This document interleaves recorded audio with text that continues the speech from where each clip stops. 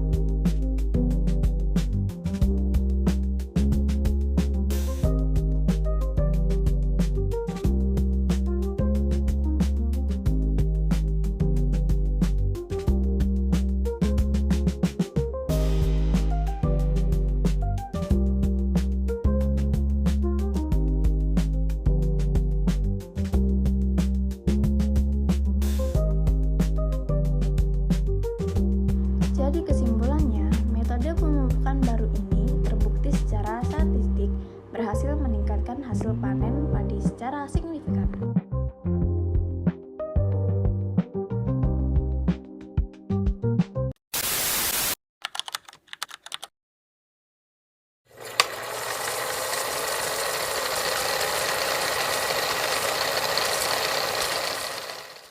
Untuk soal yang kedua, waktu rata-rata yang diperlukan untuk proses perkecambahan sejenis benih tanaman dalam kondisi normal adalah 14 hari. Sebuah laboratorium menguji zat pengatur tumbuhan atau ZPT baru untuk mempercepat proses tersebut. Bila suatu contoh acak 15 benih yang diberi ZPT memerlukan waktu perkecambah rata-rata 12,5 hari dengan simpangan waktu baku sampel 2,5 hari, ujilah hipotesis bahwa nilai tengah populasi waktu perkecambahan sekarang kurang dari 14 hari. Gunakan taraf nyata A 0,5 dan B 0,01. Asumsikan bahwa populasi waktu yang diperlukan adalah normal. Soal ini menguji apakah zat pengatur tumbuh atau ZPT bisa mempercepat waktu perkecambahan benih tanaman dari yang biasanya 14 hari. Kita menguji 15 benih tanaman dan didapatkan rata-rata sampelnya adalah 12,5 hari dengan simpangan baku 2,5 hari. Uniknya, di sini kita diminta menguji dengan dua taraf nyata sekaligus, yaitu 0,05 dan 0,01. Kenapa kita pakai uji T di sini? Karena ukuran sampel kita kecil, cuma 15 benih atau kurang dari 30, dan simpangan baku populasinya tidak diketahui. Langsung aja kita ke langkah pertama, yaitu menentukan hipotesis. H0 menyatakan rata-ratanya tetap 14 hari, sedangkan H1 menyatakan rata-ratanya kurang dari 14 hari. MU kurang dari 14 karena ZPT tujuannya mempercepat waktu. Tandanya kurang dari, jadi ini adalah uji satu arah kiri. Langkah selanjutnya yaitu taraf nyata. Kita punya dua nilai, yaitu alfa 0,05 dan alfa 0,01.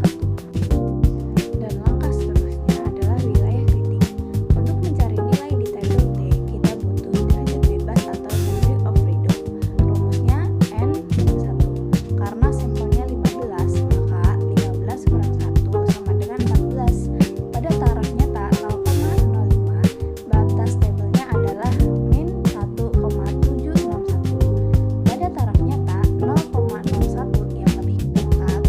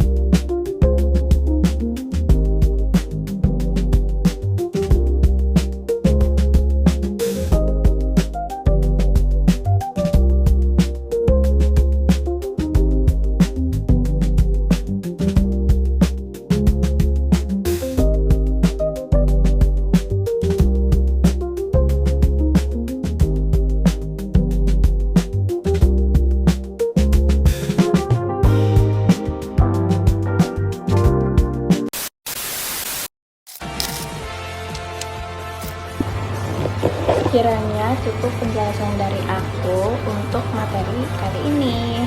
Mohon maaf kalau emang masih banyak yang harus diperbaiki karena aku masih belajar juga, dan semoga dapat nilai A. Bye guys.